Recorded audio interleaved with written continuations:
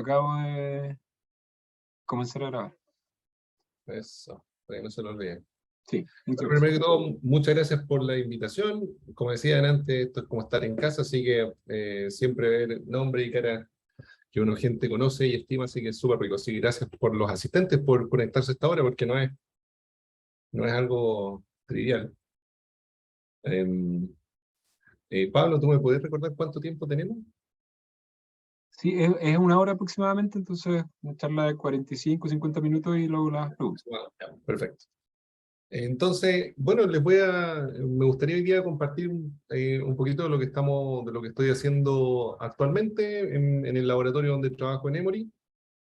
Eh, una de las cosas que busqué después de haber terminado el doctorado, yo hice mi doctorado en tratar de generar ideas de cómo percibimos fuerzas, pero todo medido con sensores como desde la periferia para afuera, o sea, registrar cómo, por ejemplo, hacemos fuerzas de tensión de los dedos, de las manos, y cómo esto, finalmente, el cerebro, de alguna forma, trata de generar esta percepción de específicamente fuerza. Y me quedó llamando la atención cuáles son los mecanismos centrales para poder hacerlo. Y finalmente, después de esto, cómo esto se puede relacionar en neurorehabilitación principalmente.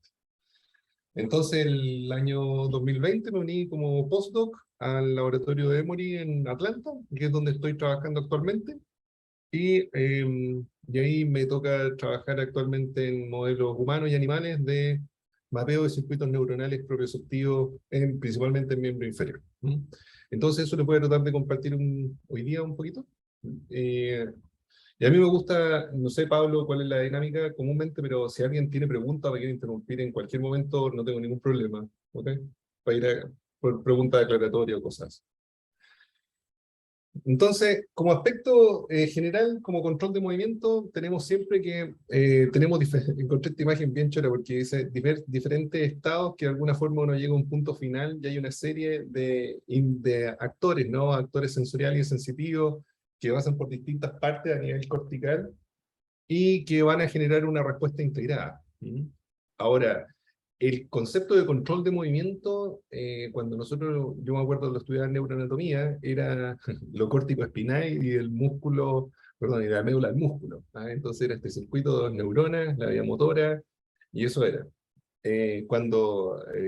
Ya con el tiempo estudiando, avanzando y en realidad dándose cuenta que de hace por lo menos 100 años se considera que el sistema motor, el control de movimiento en general, obedece al menos en una mirada bien reduccionista a dos partes, algo sensor y algo motor. Entonces, aquí hay un paper que a mí me gusta harto citarlo, que lo encuentro bien interesante, de Lu, en donde habla de cómo, en esta esquemita que está acá, cómo distintos elementos interactúan para generar percepción de movimiento. Entonces, la típica representación que nosotros conocemos es esta área motora, digo, la neuronita verde que sale y baja, llega a la médula espinal, la púrpura, perdón, la púrpura esta. Púrpura baja, llega a la médula espinal, sinapta con la motoneurona alfa y la motoneurona alfa se contrae. A eso está asociado su motoneurona gamma, que sensibiliza y cambia la descarga del uso muscular, y ahí empezamos con nuestros aferentes 1A y tipo 2, que son receptores sensibles a la deformación, a la elongación, en distintos aspectos. Y por otro lado tenemos las 1E, que son los sensores principalmente de tensión, de fuerza del músculo. Eso sube y de alguna forma genera la percepción de lo que está pasando. Pero hace ya, como decía anteriormente, hace más de 100 años, von Holtz desarrolla este término de la descarga coloraria, en donde dice que para poder generar nosotros la percepción de que algo está pasando, una copia del comando motor que se debería sentir pasa a la corteza somatosensorial. Entonces, esto es netamente teórico, y bajo este paradigma se entienden bastantes cosas. Por ejemplo, el caso de pacientes desferentados, como ellos teniendo completamente indemne esta vía córtico-espinal, si la pérdida de la sensorialidad eh, les hace producir movimientos aberrantes. Y por otro lado, hay varias teorías de esto. Una de las que me me agrada bastante, me hace sentido, es como desde los controles nosotros generamos este comando diferente manda la copia a los niveles sensoriales, y de alguna forma existe un reajuste en base a si lo que estoy enviando para que se haga coincide con lo que se está sintiendo respecto al comando motor. Ahora, podríamos discutir aquí largamente en si estos loops realmente son actualizados en tiempo, y ahí es donde donde yo sí creo que hay modelos de forward modeling o de modelos de predicción de movimiento para que este circuito ande bastante rápido. Y generemos respuestas bastante adaptadas y rápidas frente a perturbaciones específicamente. Entonces, el control de movimiento siempre va a ser una mezcla de comandos motor y sensitivo. Ahora, cuando nos centramos en este modelo, nosotros podemos decir que hay cosas importantes para poder considerar en la información aferente que es parte de este sistema. Y uno, que tenemos fibras proprioceptivas 1A, 2 y 1B que ascienden al cerebro para aportar percepción.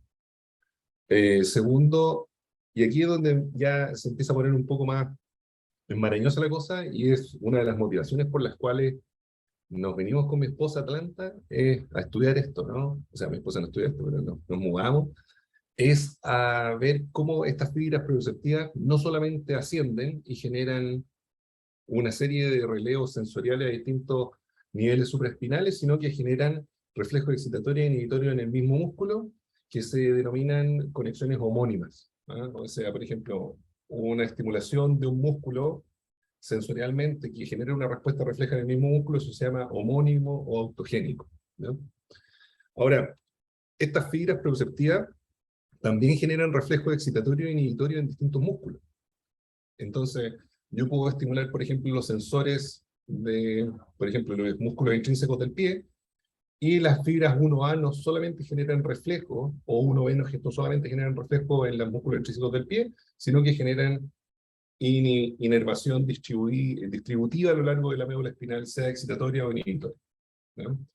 Y eso es principalmente la parte de la charla que nos vamos a enfocar hoy día, ¿no? De cómo estos circuitos heterónimos o heterogénicos también se les llama, generan modulación de la respuesta muscular, y no solamente eso, sino que hay teorías incluso que dicen que ciertos músculos son determinantes para el control del stiffness del miembro inferior durante el control de la marcha, por ejemplo, ¿sí? Siendo que eso se ha alterado post-ACV. Tenemos también colaterales de Rencho que generan reflejo inhibitorio, y estos también no son solo en el mismo pool de motoneuronas, sino que son bastante heterogénicas, es decir, avanzan a distintos niveles medulares, y ahí lo vamos a ir explicando un poquito más adelante. Y evidentemente, gracias a los circuitos propioespinales que están algunos descritos, son la ventaja, por ejemplo, para que el lesionado medular, a través de estimulación transespinal, logre generar ciertas activaciones en músculos distales al punto de lesión. Entonces, esta parte de interacción propioceptiva que estoy planteando es bastante importante y estudiada, eso sí, en el humano, ¿eh? Los grupos más importantes que estudian esto han sido desde los años 70, Holborn en Dinamarca y los franceses, y algo se ha hecho en Australia y Nueva Zelanda, muy poquito aquí en Estados Unidos. Así que, más o menos para orientarnos geográficamente, es un tema de poquito, es una audiencia bastante pequeña. Y otras vías descendentes van a mejorar esta respuesta, y ascendentes también. Entonces, dentro de esta idea de que los reflejos de estas fibras propioceptivas van a generar cambios, es importante siempre traer a colación la función que cumplen. El uso muscular hoy en día se debate el rol que tiene, o sea, es evidente que es un sensor de longitud. El uso muscular está conformado por estas aferentes 1A y aferentes secundarias tipo 2, que van a inervar distintos elementos del uso muscular y tipos de fibras intrafusales que van a ser reguladas por distintos tipos de motoneuronas, y que hoy en día se da la relevancia no solamente a que son sensores de movimiento en cuanto a las propiedades de velocidad y aceleración que tenga el movimiento, sino que en base también son sensores que pueden sensar fuerza, ¿ok? Entonces nos informan a través también de los cambios de fuerza, que eso es bastante interesante de considerarlo. cosa que no está, hoy en día se debate, pero a mí me hace bastante sentido que un uso muscular también sense y descargue en base a propiedades de fuerza. Y una de esas es la derivada de la fuerza que se le denomina, bueno, discutido en términos físicos, pero se llama el yank. El yank, que es la derivada de la fuerza, se correlaciona bastante con la forma en cómo el uso muscular dispara, pero a ver, también correlación no es causalidad, pero así se empieza a construir un poco la historia de cómo los distintos cambios de longitud y velocidad se informan de las aceleraciones de los segmentos y por lo tanto te pueden dar indicaciones de cambio de fuerza, ¿no? Pero la consideración clásica es que al estirar el músculo, por ejemplo, si esta es la longitud del músculo inicial y esta es la longitud del músculo después del estirar, yo veo que estos sensores aumentan su frecuencia de descarga y que en una longitud mayor quedan incluso a una frecuencia mayor a la inicial. Aquí es difícil verlo, pero créanme que es así, porque cada una de estas espigas tiene menor distancia que las iniciales, ¿no? Por otro lado, tenemos el órgano tendinoso de Golgi, que es un sensor que está alineado en serie en la unión miotendinosa, y que este es extremadamente fuerte en cómo se relaciona con los parámetros de fuerza. Y esto ha sido largamente estudiado, principalmente en gatos descerebrados y en el miembro superior de los macacos, en cómo distintos patrones aquí en el 1, 2, 3 y 4, distintos niveles de fuerza basal, hacen que la velocidad de incremento de la fuerza y la magnitud de la fuerza hagan que el órgano tendinoso de Golgi module ambas. No solamente incrementa la fuerza cuando la fuerza aumenta, sino que también aumenta cuando el damping del sistema aumenta, es decir, cuando la resistencia y la velocidad de la deformación del tejido aumenta, ¿no?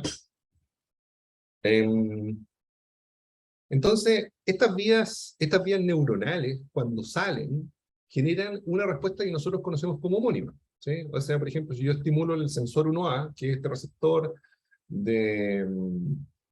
en saco dinámico, bastante sensible a mínimas deformaciones, pero a gran velocidad, genera input aferente aquí en esta imagen, por ejemplo, en el caso del sóleo, que va a ser el objeto de estudio hoy día nuestro, hace conexiones excitatorias en el sóleo y hace que el músculo genere una respuesta refleja de contracción, ¿ya? Entonces eso es lo que conocemos como el típico, esto pasa mucho en el reflejo de estiramiento, cuando se percute el tendón, o durante la evaluación del reflejo H, ¿ya? Entonces, el reflejo H, netamente lo vamos a cubrir un poquito, pero es estimulación, es como una estimulación, es la solicitar experimentalmente un reflejo de estiramiento. En vez de que haya un estiramiento del uso muscular, se estimula la fibra nerviosa directa que hay a nivel del músculo y eso genera que se ocurra esta respuesta que se denomina como reflejo H, que en el caso del sóleo tiene una latencia en adultos jóvenes de 30 milisegundos y a medida que va avanzando y uno va envejeciendo, llega a los 40 milisegundos, es decir, hay una pérdida más o menos de 10 milisegundos una vez que va pasando el envejecimiento. Y por otro lado tenemos las vías heterónimas, ¿ya? En este caso, heterónimas, ¿qué significa? Si por ejemplo, a ver, ¿qué significa? Significa que los propios sectores de músculos distintos o sea, de un músculo va a afectar a un músculo distinto. Como en este caso. Tenemos por ejemplo, aquí tenemos el cuádriceps, tenemos la mononeurona del cuádriceps, inervando aquí el cuádriceps. Y aquí tenemos la fibra 1A del cuádriceps, que tiene un componente excitatorio sobre el músculo, pero a la vez da colaterales excitatorias a otros músculos, ¿sí? Y en el miembro inferior se ha podido hacer un buen mapeo de las conexiones excitatorias del cuádriceps con, por ejemplo, entre sus mismos vastos, entre el tibial anterior, entre el gastrocnemio, entre el sóleo, entre los músculos profundos de la pierna, los flexores largos de los dedos, en fin. Hay conexiones excitatorias probadas, es decir, hay fibras 1A que hacen una ramificación de al menos 4 o 5 niveles medulares hacia arriba, hacia abajo en realidad. No se ha estudiado hacia arriba, que también sería interesante. Ahora, ¿por qué les comento todo esto? Porque esto es principalmente con fibras 1A. Y estas son las que han sido más estudiadas. Porque la gran ventaja de la fibra 1A es que es la fibra de mayor diámetro en el sistema nervioso. Y al ser de mayor diámetro hace que sea muy fácil, o más fácil, no tan fácil, no muy fácil, pero más fácil de estimular con estimulación eléctrica periférica. Porque necesito menos corriente para poder despolarizar un axón de mayor diámetro y mayor mielina. Y es uno de los principios por el cual el reflejo H hace que primero aparezca la respuesta H y después la respuesta muscular, que es la despolarización de las fibras de las motoneuronas. ¿Ya? ¿Hasta ahora vamos bien? ¿Sí? ¿Algún comentario? Muchas gracias ahí a los que, a los, a los amigos de la cámara. Eso, vamos a ver, sí. Bien. Ahora, ¿qué pasa con el órgano tendinoso de Golgi? El órgano tendinoso de Golgi, si lo miramos en los libros de fisiología clásica, es un reflejo casi de protección. ¿Sí? Se define como un mecanismo casi de protección porque hace que al estar el músculo en contracción, en este caso, por ejemplo, imaginemos este será el músculo extensor, que es el músculo agonista de la acción, se activa, va a activar estos órganos, va a hacer que el órgano tendinoso de Golgi aquí en la unión miotendinosa empiece a aumentar su frecuencia de descarga, y este genera una excitación de esta interneurona inhibitoria 1B. ¿No? Esta neurona inhibitoria 1B genera colaterales que van a ir hacia el músculo que está en cuestión contrayéndose, inhibiéndolo, y genera una doble inhibición para activar al antagonista. Y esto en términos de reflejo, esto son las diapositivas que jugaba cuando hacíamos clase, decía, el estímulo es la contracción del músculo para este reflejo, y el receptor va a ser el órgano tendinoso de Golgi, la fuerza. La vía frente a la 1B, procesamiento, todo lo que estamos describiendo acá, es decir, inhibición del músculo, va a ser finalmente inhibición del músculo agonista y activación del antagonista, donde la vía frente van a ser las motoneuronas de ambos músculos, porque este es un mecanismo ya de inervación agonista-antagonista, y la respuesta es eso, ¿ya? Para no alargarnos tanto. Ahora, el tema es que en humanos, al estudiar este mecanismo de inhibición y ese mecanismo excitatorio es muy débil, no genera efecto mecánico casi. Y en el miembro inferior incluso el efecto es mucho menor. Entonces, ¿dónde está el meollo del asunto con este órgano tendinoso de Golgi? El órgano tendinoso de Golgi tiene un fuerte mecanismo inhibitorio heterogénico, que ha sido poco estudiado, casi no estudiado en humanos, de hecho, despreciado en humanos. Y no es que abogue yo por el órgano tendinoso de Golgi, pero me llama la atención que siendo un receptor de fuerza tan importante, no tenga, y que se module con velocidad, se module con frecuencia de descarga, está presente en todos los músculos del cuerpo, el miembro inferior, que son los músculos uno de los músculos que producen más fuerza y tienen mayor masa de sección transversal, tiene una alta densidad, no se le atribuyen estos mecanismos. Y es porque en general es difícil estudiar en vivo el órgano tendinoso de Golgi. Entonces, para poder hacer estos modelos, se hacen los modelos animales, en donde este es el típico ejemplo de modelo animal. Aquí tenemos la pelvis de un gato vista, por ejemplo, esta es una pata izquierda vista por lateral. Esto es anterior y hacia la derecha de su pantalla es posterior. Entonces, esta es la pelvis, aquí está el fémur y aquí está el gastrocnemio con el suelo.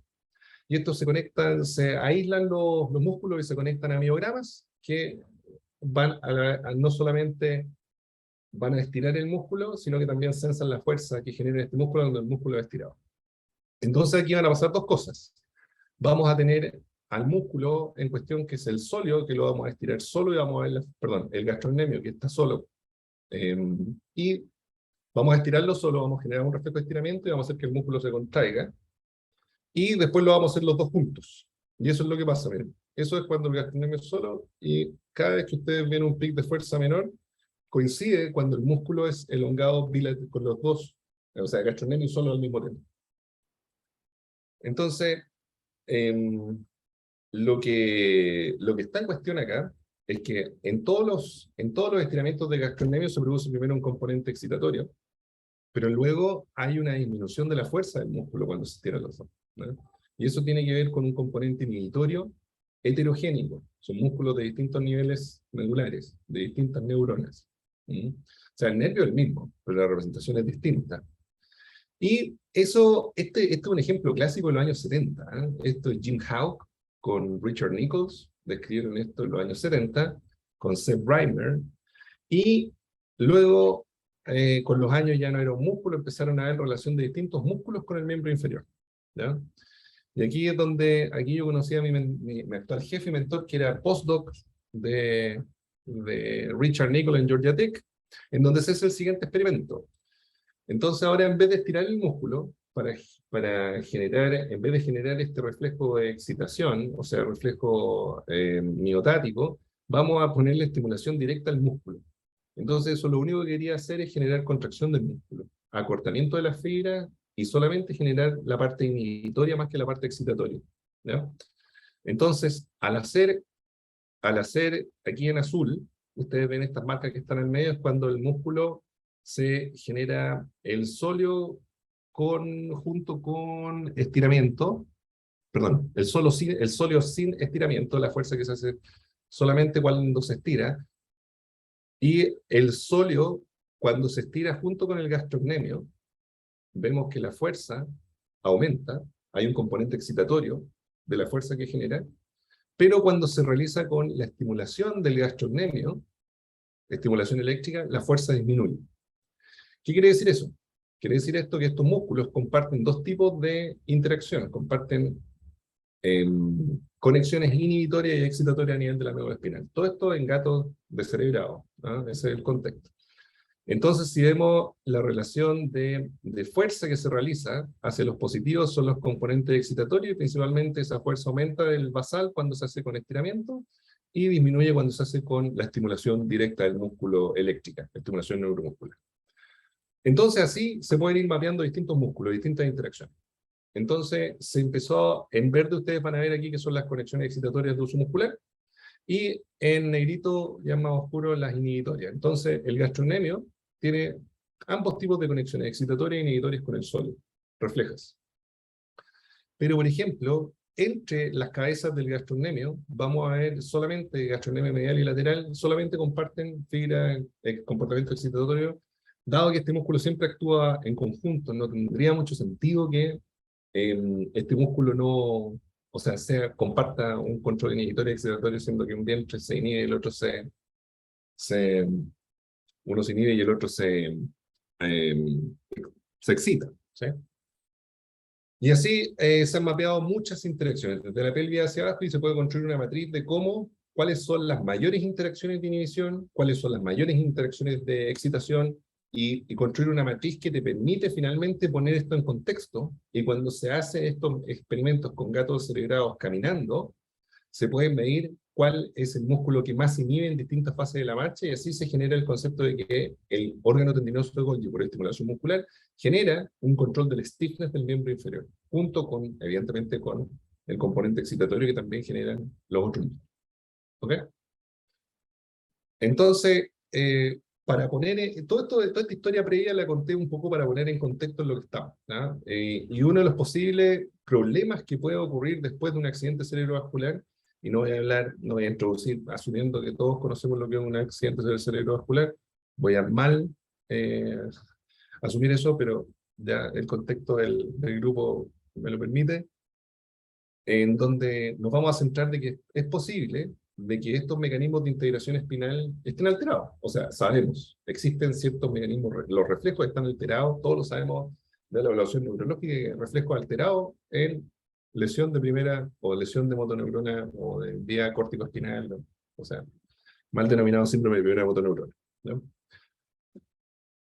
Lo otro que podemos decir es que, como ejemplo, aquí me gusta esta imagen bastante porque el reflejo de estiramiento incrementa la resistencia en la medida que el músculo está, si yo estiro un músculo que está inervado, su resistencia al estiramiento es mayor a que si no lo está, ¿no?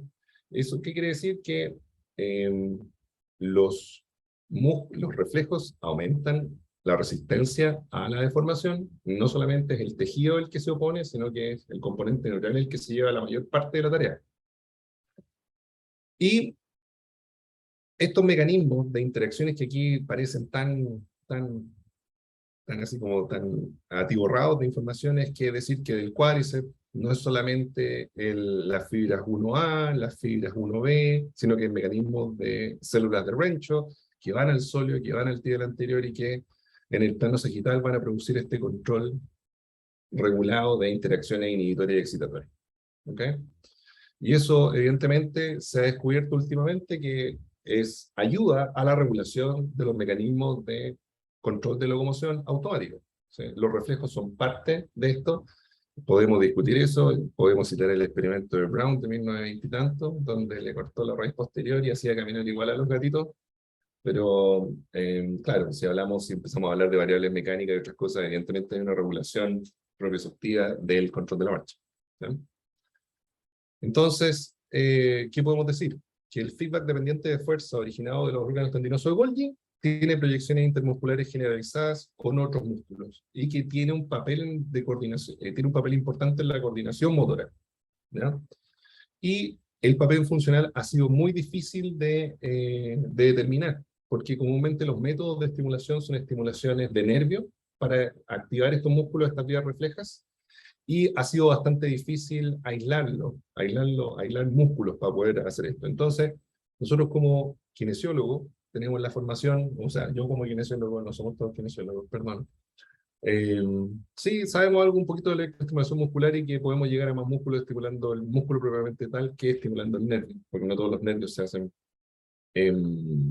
hacen visibles o palpables. ¿Ok?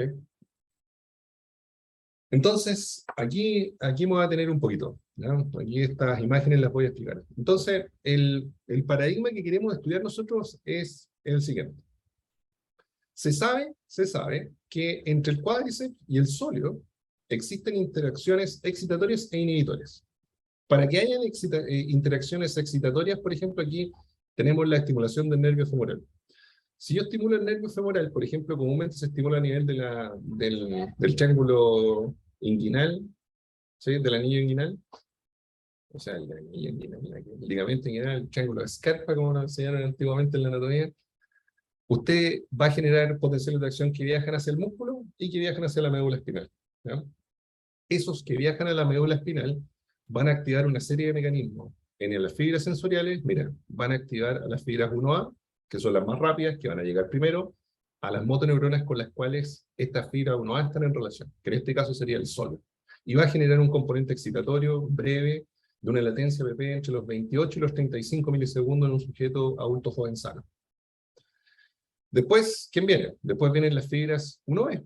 Y la fibra 1B, hasta el momento se le atribuye un rol inhibitorio bastante breve, e incluso no está descrito heterogénicamente. ¿Ok?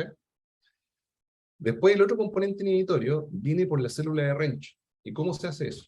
Como si yo estimulo la motoneurona va a generar este potencial de acción aquí en púrpura, que lo tengo aquí, hacia el músculo, hace que el músculo se contraiga, genera una respuesta M, y va a hacer que los potenciales antidrómicos que dejan al soma de la motoneurona activen células de Rancho, y a través de esa activación de células de Rancho va a generar inhibición heterónima, o esta inhibición a múltiples niveles. ¿Ok? Esto se sabe. Entonces la pregunta es, ¿cuándo hemos observado que usuarios con daño central tienen un alto componente excitatorio, existen mecanismos para poder estimular vías inhibitorias puras? La respuesta es sí, afortunadamente. Y ahí es donde entra el modelo que está acá al ladito.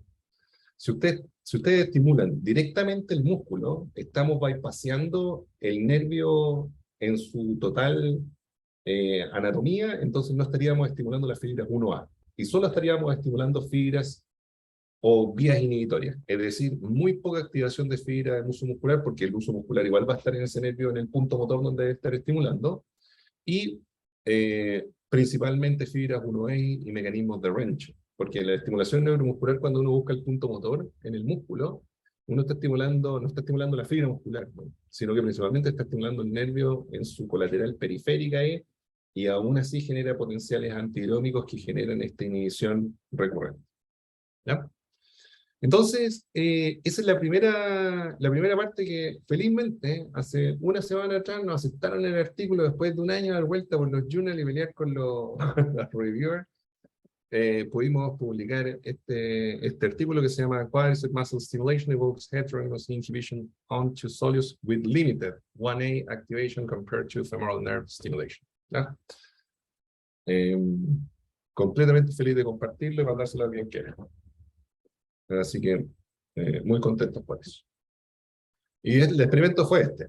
El experimento, mira, sujeto está sentado en un dinamómetro acá. Nosotros tenemos, no es un Biodex, el otro, no me acuerdo cuál era el nombre. Pero un dinamómetro que para medir el torque de rodilla, se registra la actividad eléctrica del sóleo, actividad eléctrica del cuádriceps, se colocan estimuladores directos en el músculo, en los puntos motores, después de un mapeo, y se estimula el nervio femoral acá. Entonces lo que se le pide al sujeto es que genera una contracción muy sutil del sóleo, que en general del tríceps sural, en realidad nosotros estamos midiendo sóleo, y logran ahí un objetivo 20% de su máxima.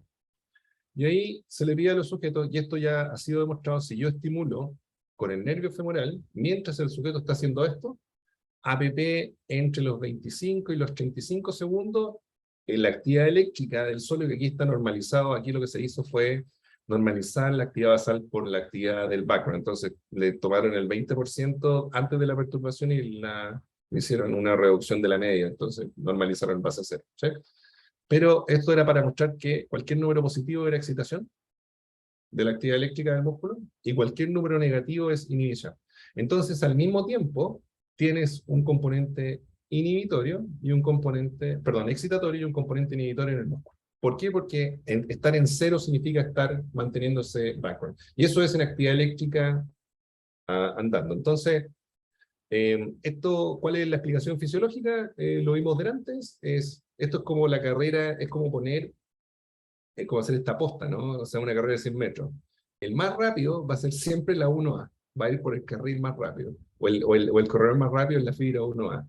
La fibra 1B es un poquito más lento, entonces el que va a llegar primero a la médula espinal va a ser la fibra 1A, y ese por eso se va primero este componente excitatorio de la señal, y luego llega la 1B con la célula de Rancho para generar este componente inhibitorio que en duraciones dura bastante, ABP unos 60, 70 milisegundos, y este sí te genera cambios mecánicos en la actividad de lo que estás haciendo. Entonces, este mecanismo solamente ha sido descrito y asumido que es por célula de Renshaw. Entonces, aquí está la imagen con la que nosotros aportamos, esto es experimento de Dyer el año 2014, la misma imagen, pero en azul, en rojo, perdón, lo mismo que arriba. La actividad del músculo cuando se estimula el nervio femoral se ve un pico excitatorio, aquí netamente por el stretching que se está haciendo de la señal, ustedes están viendo que es bien cortito, y luego un componente inhibitorio, y al tiempo cero, evidentemente, el tiempo de la estimulación. Si yo ahora, en vez de estimular con nervio femoral, estimulo el músculo, acá, voy a ver que el componente excitatorio es casi inexistente, pero el componente inhibitorio es más o menos el mismo. ¿Sí? Entonces, ¿qué quiere decir? Nuestro trabajo? ¿Qué es lo que quiso probar? No quiso probar que el órgano tendinoso de Golgi era el que produce esto, sino que a través de estimulación muscular, acortando el músculo, se genera bypasseo de las fibras excitatorias. Entonces, la estimulación eléctrica muscular podría servir para generar posibles mecanismos de bypasseo de estas fibras cuando la hiperexcitabilidad del sistema del paciente después de ACV está muy incrementada. Voy a apurar un poquito, Pablo, porque ya sé que vamos avanzando y me entusiasmo con esto. Entonces, aquí están los resultados, ¿no? Con estimulación de nervio femoral, aquí vemos 3 distintas intensidades de estimulación. Esta es la área, cuantificamos el área de excitación como la magnitud de excitación, entonces ven, más o menos es casi no comparable en frecuencia ni en magnitud con la estimulación de cuádriceps. Hubo excitación con cuádriceps, pero comparado con nervio femoral es casi nada. Y acá se ve el área inhibitoria, aquí 3 distintas intensidades, mientras más negativo el número, mayor es el área de inhibición. Con nervio femoral se logró bastante inhibición, siempre un poquito más que con estimulación del músculo, y eso tiene que ver con que al estimular el nervio yo estimulo las 4 bastos, y con el recto femoral, con los puntos motores, solamente hicimos vasto lateral y medial. ¿Sí? Nosotros asumimos, creemos que es por eso, pero todavía tampoco no tenemos una respuesta concluyente al respecto. Pero, en fin, puedes lograr una buena inhibición del músculo. ¿Ya? Ahora, ¿qué es lo que pasa cuando nos pasa un accidente cerebrovascular? Y aquí se pone bastante interesante. Dyers en 2014 describió que cuando yo tengo, este es el mismo experimento, el sujeto está manteniendo una flexión plantar, se estimula el nervio femoral y se registra la actividad de lo que pasa en el sóleo. Y aquí lo que estamos viendo es la actividad del sóleo en 3 gráficos, un sujeto control, un sujeto medianamente afectado de coordinación, y ellos ocupan una escala, Dyers es de Canadá, así que de McGill, así que ocupa escalas para poder clasificar a sus pacientes en severamente afectados, levemente afectados y control. Y nos vemos que, por ejemplo, en los severamente afectados, la excitación tiene una magnitud mayor y una duración más larga. comparado con un ligeramente afectado y comparado con un sujeto control.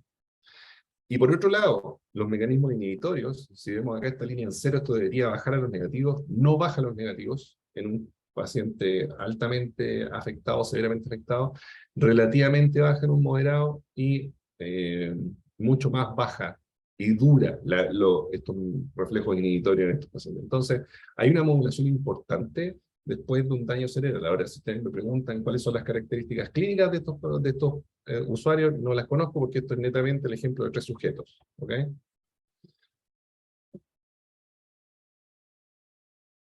Y aquí es donde nosotros comparamos lo mismo que ya les comenté anteriormente. En verde lo excitatorio y en rojo lo inhibitorio. Ahora, si nosotros buscamos caracterizar específicamente el umbral, perdón, el comportamiento reflejo de la vía excitatoria más importante que tenemos en el cuerpo es el reflejo de estiramiento. Y eso lo podemos hacer, o sea, no más importante, yo creo la más clásica. Y eso lo podemos hacer a través del reflejo H.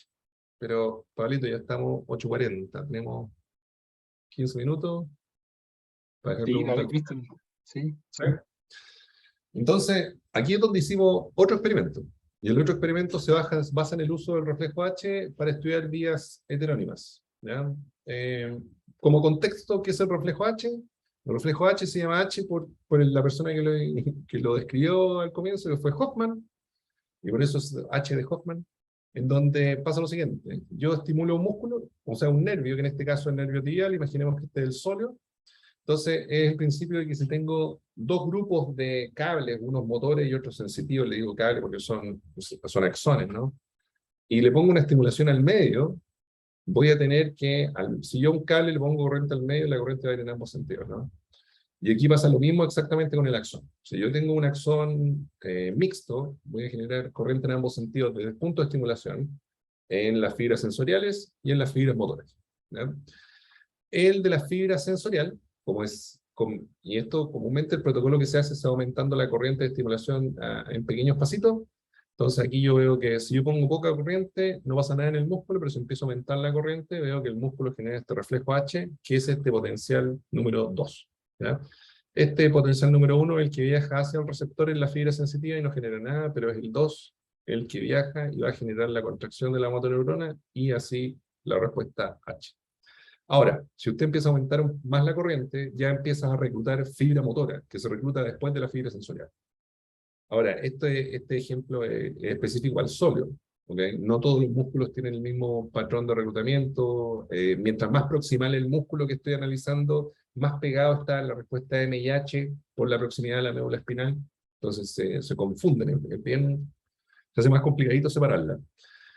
Y luego tengo la respuesta motora, ¿no? Que es esta respuesta M, ¿sí? Que pasa antes que el potencial de acción 4, que deja directo al músculo. Entonces, si yo empiezo a aumentar la cantidad de corriente, me voy a dar cuenta que entre los potenciales de acciones 2 y el 3 van a empezar a colisionar.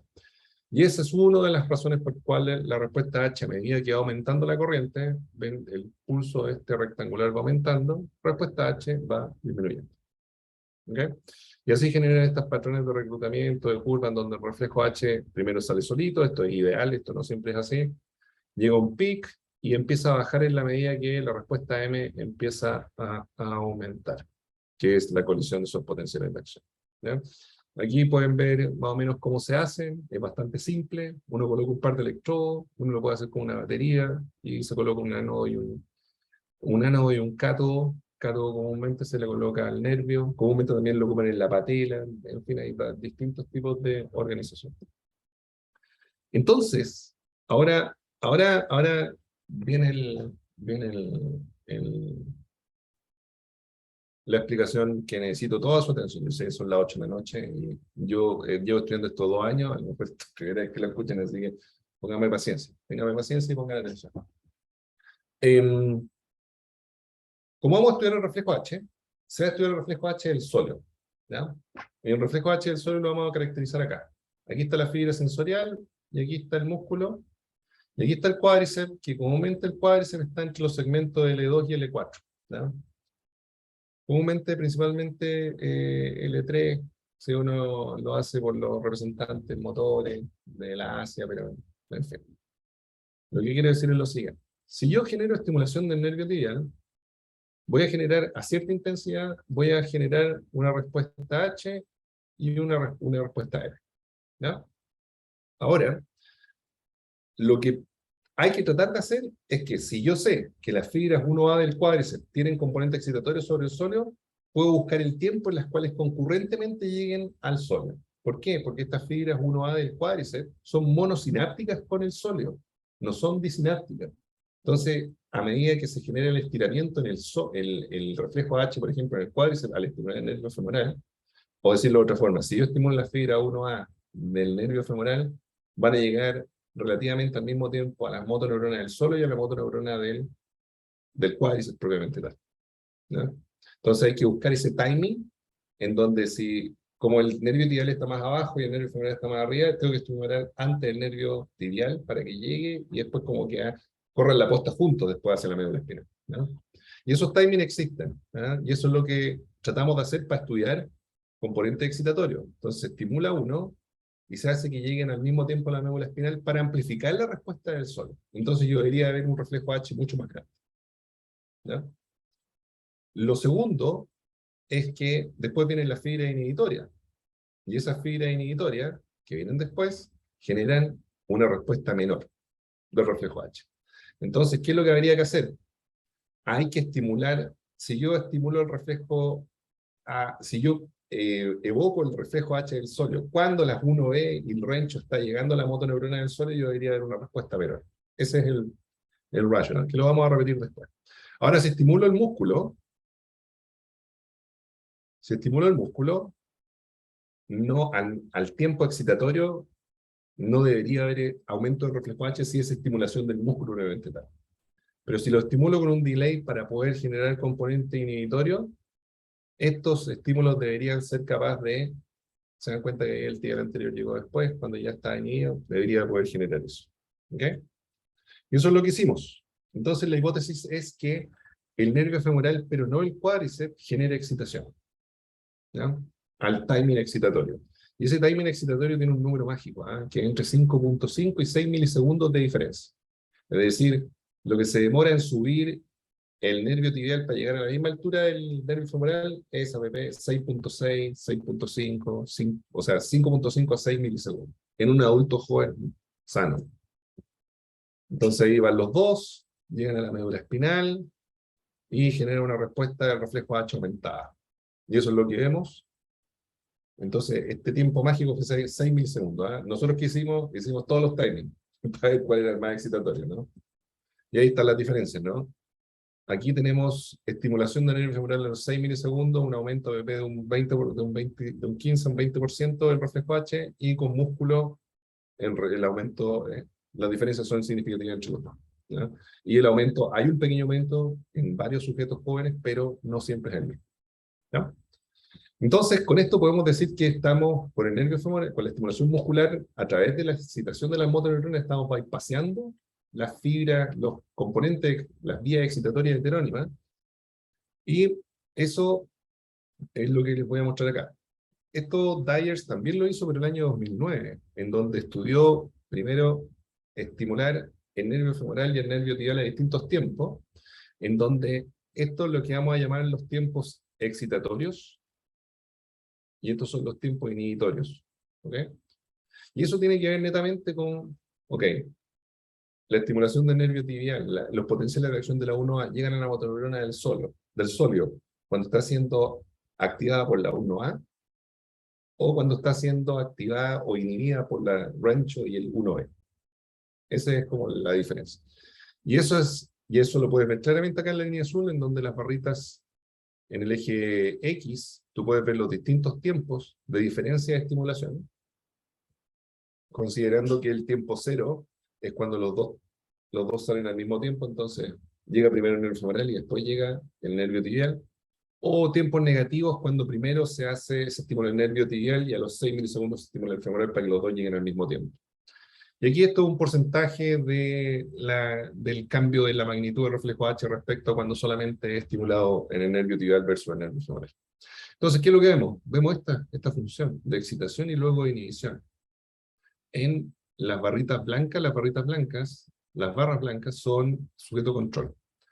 El sujeto con ACV, en su lado parético, posee un aumento del lado excitatorio y una disminución del lado de la parte inhibitoria a distintos timings, que es bastante interesante de ver. Entonces, nuevamente, Dyer se está haciendo el punto de que lo excitatorio es lo que se está llevando y no lo inhibitorio, dejando que lo inhibitorio se exprese, y eso a lo mejor genera problemas de coordinación, interacciones de músculos, músculos que están constantemente coactivados, en fin.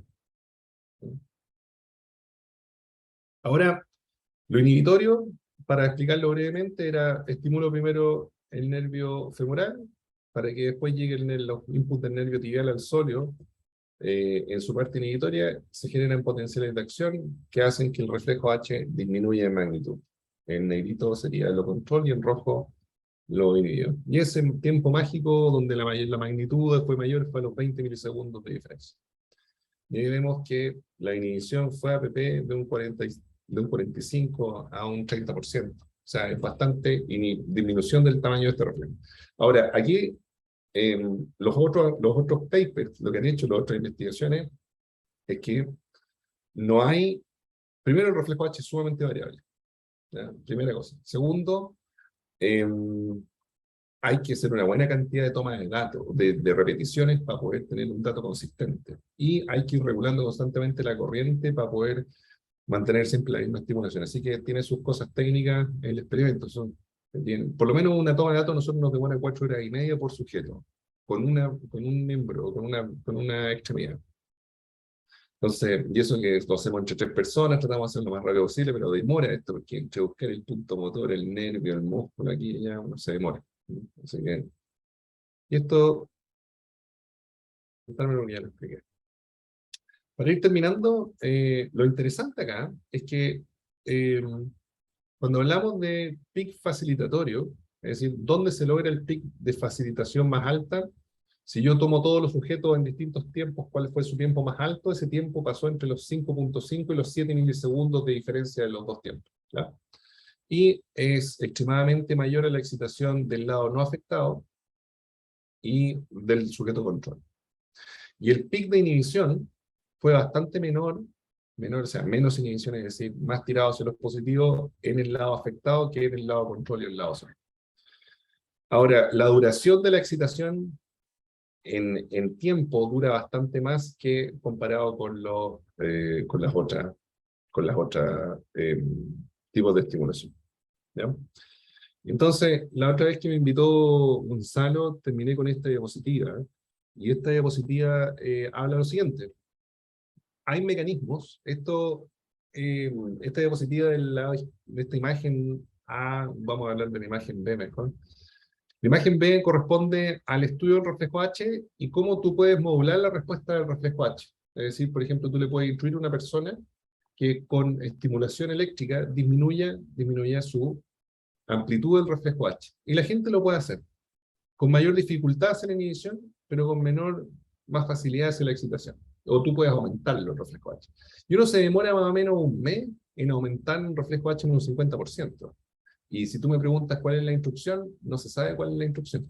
La gente uno le da feedback y hace todo un juego de software ahí para que la señal le dé una carita feliz o un refuerzo positivo para poder ir condicionando esto.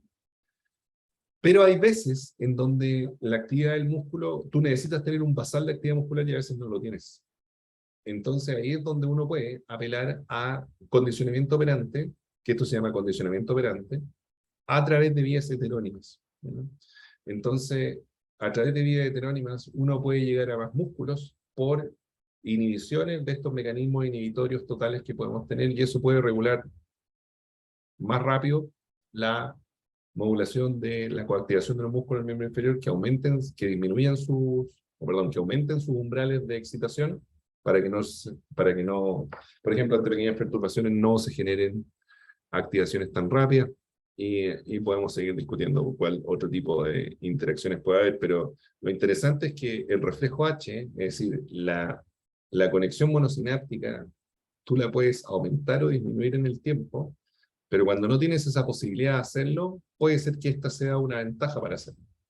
Ahora, está demostrado también que si esto se hace en función, el grupo de Aiko Thompson con John Wolper en Albany y South Carolina, han trabajado esto por años, ¿no? Entonces, en función, evidentemente, esta regulación pasa más rápido. Y así eh, es para donde nosotros queremos ir. Entonces, como comentario final, los circuitos espinales se ven afectados después de una ACV. La inhibición intermuscular, que es lo que vimos, se puede considerar como una intervención en neuromodulación, pero que no se ha explorado. Y existe siempre un sesgo de la entrada excitatoria de los aferentes al utilizar estimulación neuromuscular. Así que yo, de nuevo, más que agradecido por la invitación, agradecimiento a las fuentes de financiamiento y a los laboratorios en los que he estado, y si tienen alguna pregunta, feliz de contestar. Así que muchas gracias por la invitación. Muchas gracias, Cristian. Sí, Igor había levantado la mano. Hola a todos, ¿cómo están? No, pero le respondió Cristian a medida que se anticipó a lo que iba a preguntar. Así que, bien, no. Perfecto. Gracias. No sé si hay otras preguntas.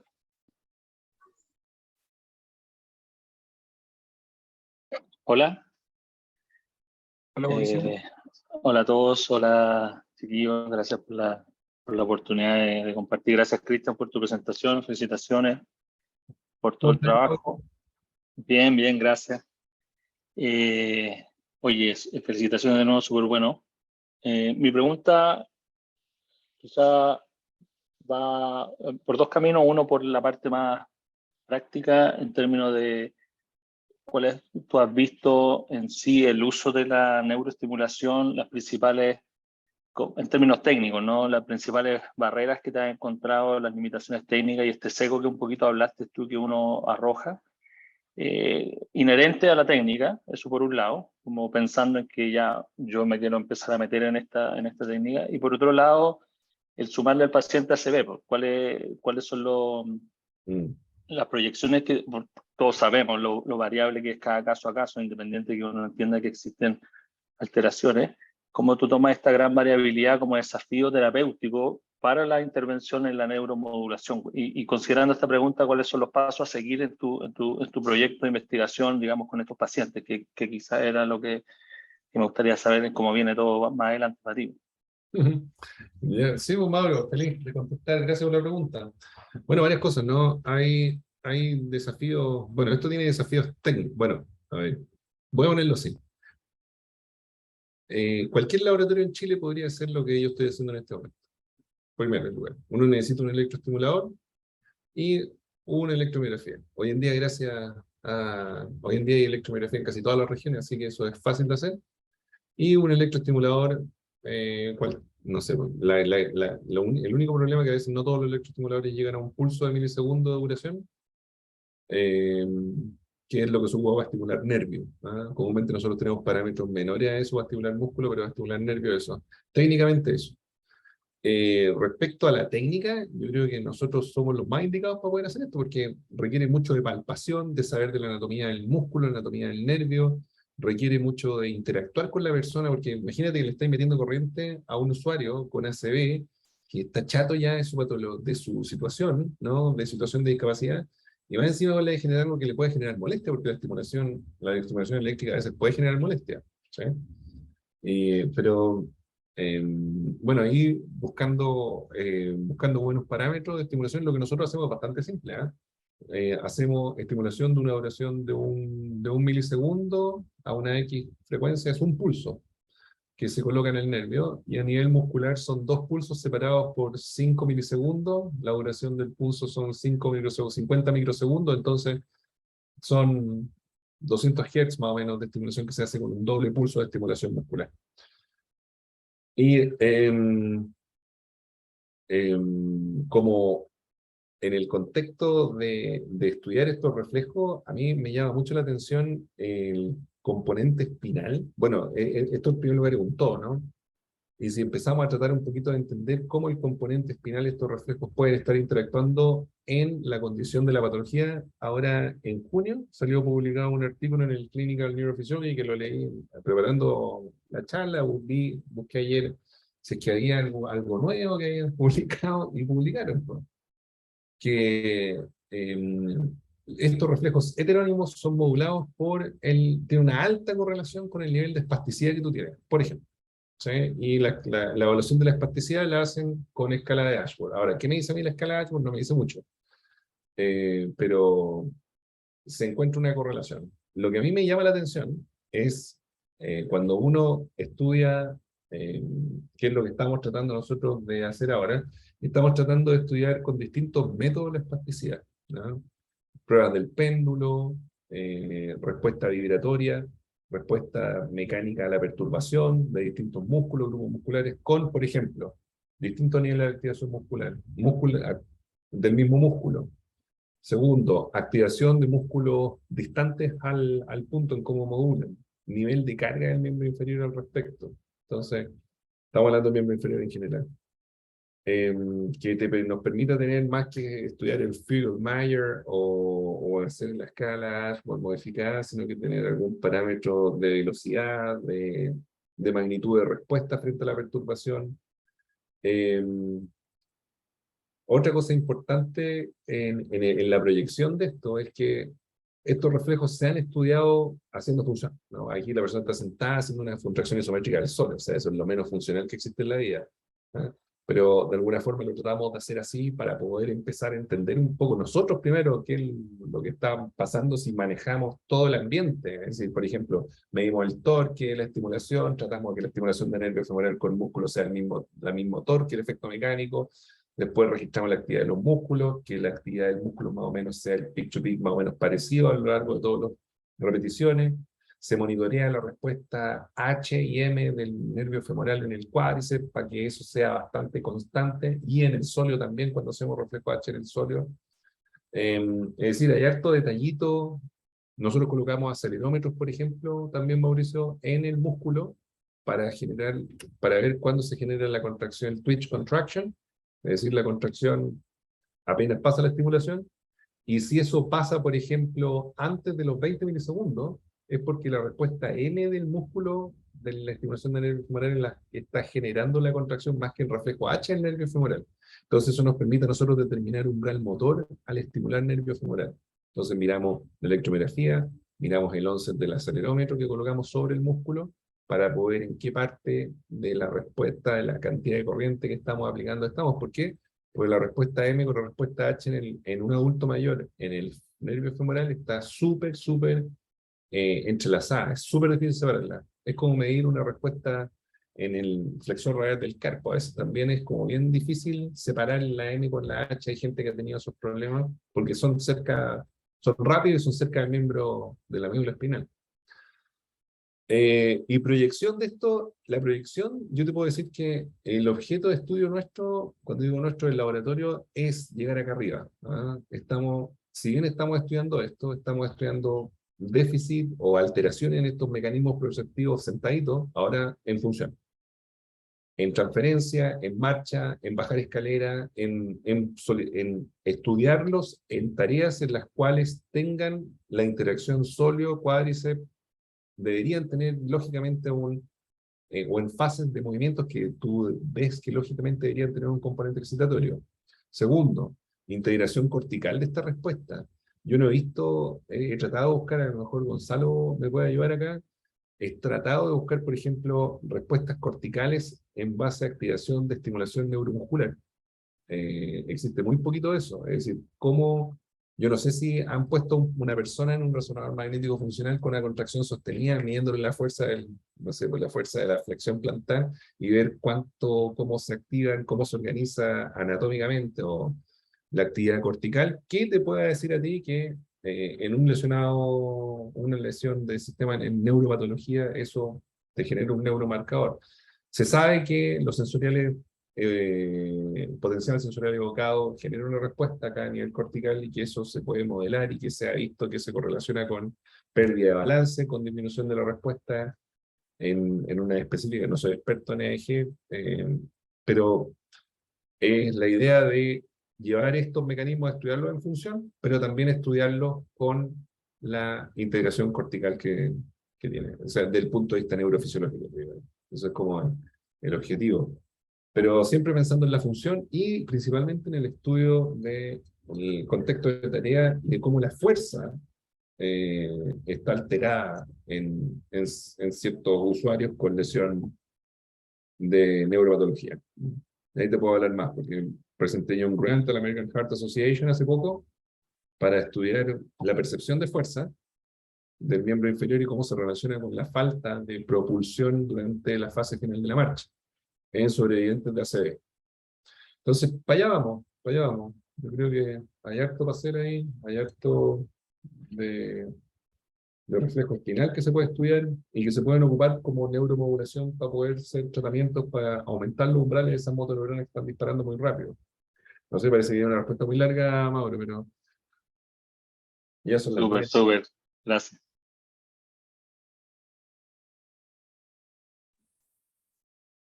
¿Puedo hacer una pregunta, Pablo?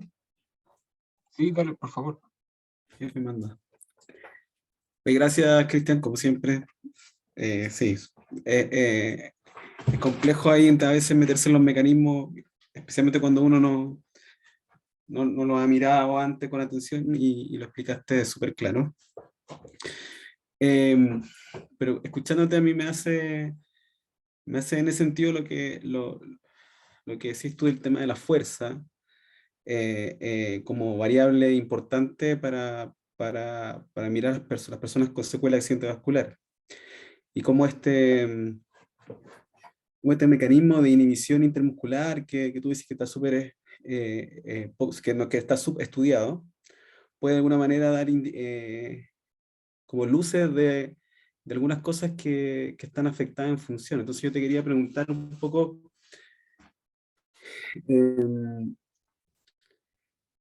porque tú decís, me quiero ir, tengo como proyección mirar el cerebro, mirar qué le pasa al sistema nervioso más arriba, y ahí me nace plantearte que no te vayáis para arriba, sigue ahí abajo, porque parece que ahí pasan cosas y cada vez uno va leyendo cosas, especialmente en el comportamiento biomecánico del paciente de accidente vascular, cuando mirando que muchas respuestas están ahí en el reflejo, en el músculo espástico, en esta inhibición intermuscular que tú estás planteando, o uno mira artículos donde muestran lo importante que es el gastrocnemio, o el sóleo, o toda la cadena flexora plantares en distintas fases de la marcha, y eso genera cambio a nivel del centro de masa. Estaba leyendo un paper el otro día también para una postulación, donde planteaba la importancia de la flexión plantar como propulsión para movilizar el centro de masa en vertical, y eso era un parámetro, y eso era un predictor de caerse. O sea, hay cosas que pasan en el músculo, es un biomarcador, si alguien quiere mirar el step-to-step transition. Bien interesante. Entonces, todas estas cosas que pasan a nivel muscular, propioceptivo, y que tú estás planteando en el mecanismo, parece que tienen más respuesta de cosas funcionales de las que uno podría creer. No sé si estáis de acuerdo con eso, y un poco pensando en la pregunta era si es que esto se puede transformar en escalas de evaluación, pensando en lo poco que queremos a veces las escalas como medimos espasticidad, por ejemplo, si es que este tipo de mecanismos que tú estás planteando y las cosas que estás midiendo pueden transformarse en formas de evaluar función desde el reflejo. O sea, eso sería ideal, ¿no? O sea, primero que todo estoy de acuerdo contigo con tu comentario, Gonzalo. Estoy de acuerdo por lo siguiente, porque pasan cosas en el músculo. De hecho, lo que tú hablas del ser el sóleo o la fuerza de propulsión de la marcha, al final, un marcador de predictor de caída, es una de las cosas que motiva el por qué el sujeto, siendo que tiene fuerza, aún así tiene problemas de coordinación del miembro inferior, y que no tienen que ver con problemas de coordinación, no sé, típico cerebeloso, sino que tienen que ver con problemas de integración espinal.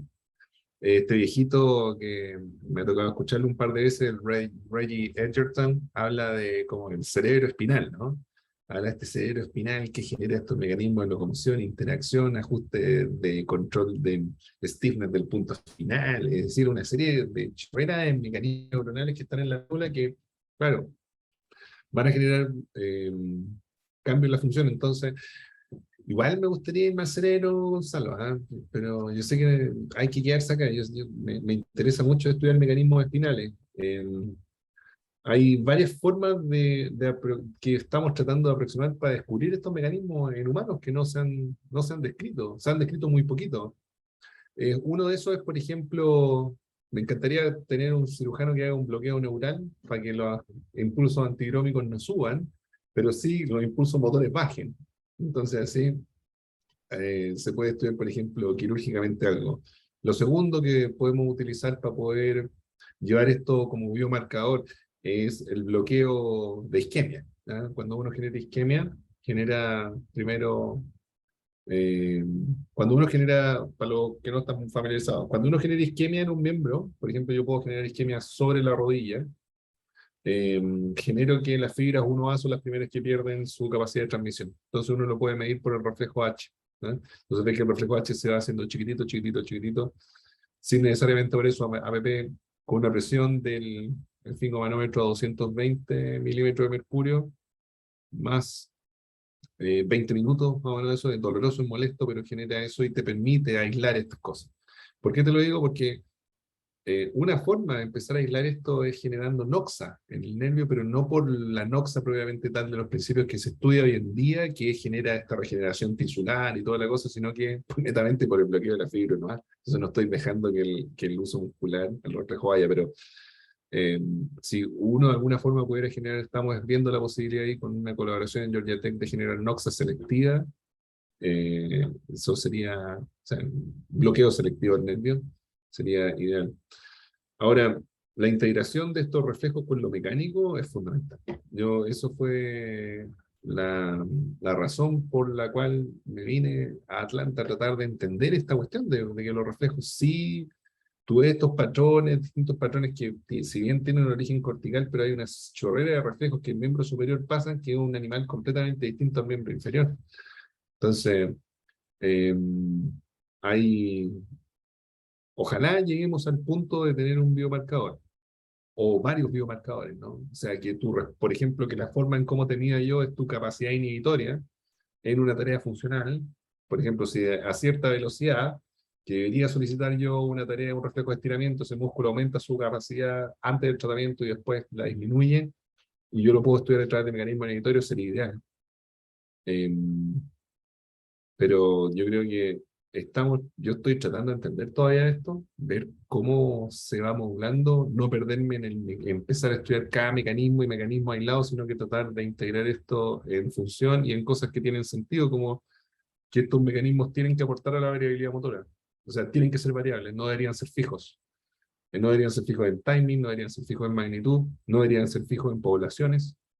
Es decir, tienen una variabilidad brutal. Segundo, tienen que ser tienen que estar en relación con diferentes estímulos supraespinales, pero subcorticales, es decir, vestibulares, tectoespinales, rubroespinales, que tampoco sabemos mucho. Ahora empezamos un proyecto acá para estudiar pacientes con daño vestibular. Emory University tiene ahí una clínica de pacientes vestibulares que te da una oportunidad ahí para poder empezar a estudiar estos mecanismos de control postural y cómo esos alteran estos circuitos espinales, porque no es solamente que te vayas para el lado porque el oído no te responde, sino que es porque hay vías descendentes que alteran el umbral de descarga de estas motoneuronas, que se pueden medir en base a esto, pero que lo puedes fácilmente hacer en test de balance, o test de coordinación, o parámetros como el que tú decías recién, de falta de propulsión, o falta de simetría en la marcha, en fin.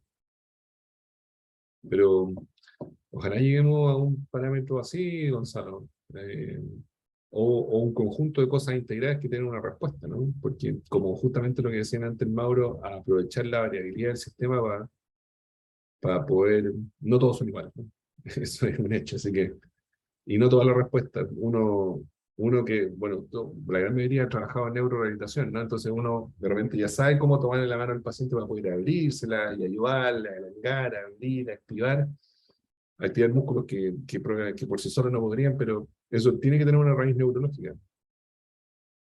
Así que, sí, ojalá lleguemos para allá, Gonzalo. Ojalá, para allá vamos. Muchas gracias, Cristian. No sé si hay alguna última pregunta. Hola, ¿yo puedo hacer una pregunta? Claro, Fernando.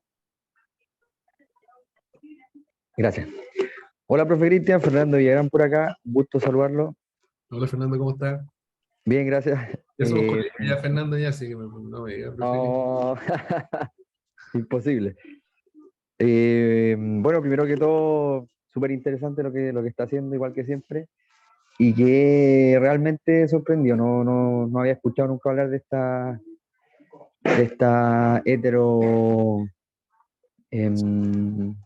Circuito heterogénico. heterogénico, sí. Y la pregunta va en base, hace poco tuve una paciente en verdad con secuela de accidente cerebrovascular, y ella me planteó la idea de utilizar TrainFest. No sé si usted ubica TrainFest ¿Sí? o alguien más lo ubica. Ya, entonces yo no lo conocía y tuve una pseudo capacitación con un kinesiólogo de esta empresa, pero la verdad es que en qué consistía era un electroestimulador que va en el cuádriceps y así automáticamente, mediante magia, la paciente caminaba mejor. Lo digo así burdamente porque básicamente fue lo que me explicó el kinesiólogo.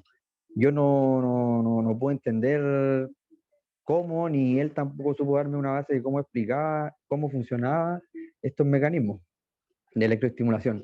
Y ahora que me lo hice, ahora que veo esto, puede ser que estas vías heterónimas estén contribuyendo a una inhibición en el solio y mejorando la capacidad de marcha de esta paciente, porque funcionalmente ocurrió. La paciente evidentemente mejoró su capacidad de marcha, pero sin bajo ninguna explicación científica detrás. Chuta, me la pusiste difícil, po, ¿ah? Tengo conflicto de interés en primer lugar, porque, sí, porque nosotros tenemos colaboración con TrainFest, justamente para poder entender eso. Ahora, lo que usted específicamente plantea, no se lo puedo responder, Fernando. No sé, no sabría por qué, ¿no? Porque no Ah, sé qué tipo de parámetros habrán ocupado, en fin.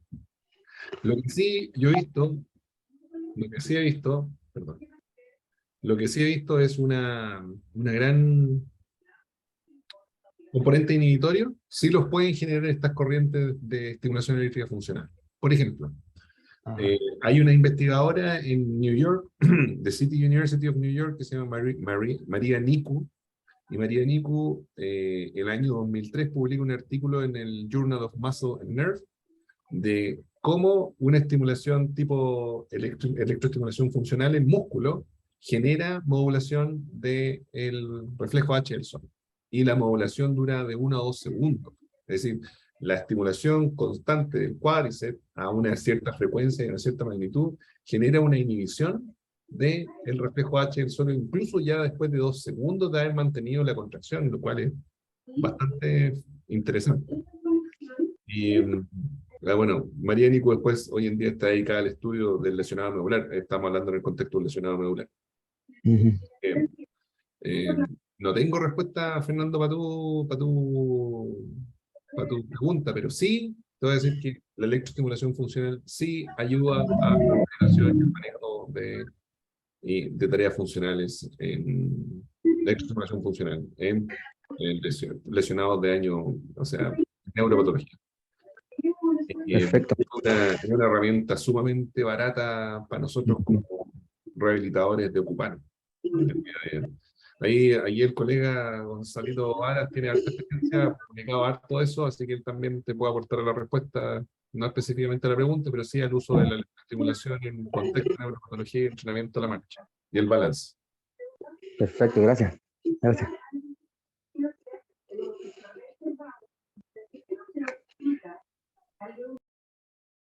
Ya, por honor al tiempo, y quería volver a agradecer a Cristian por su amabilidad de compartirnos su trabajo el día de hoy. Y nada, pues, hacerle un aplauso virtual desde lejos, ahí, para que se sienta acompañado aquí desde Chile. Y lo invitaremos después a compartir algunos brebajes chilenos. Estoy tomando solo, profesor. Chuta. No pusimos en la invitación esa... perfecto. Mauricio. No, yo me decía, mi señora felizmente ya tiene No 31 está, semanas, no, así que tampoco me acompaña mucho. Ah, no estoy solo, mira, no vamos. está solo, profesor. Salud. Muy bien, salud, salud. Muy bueno.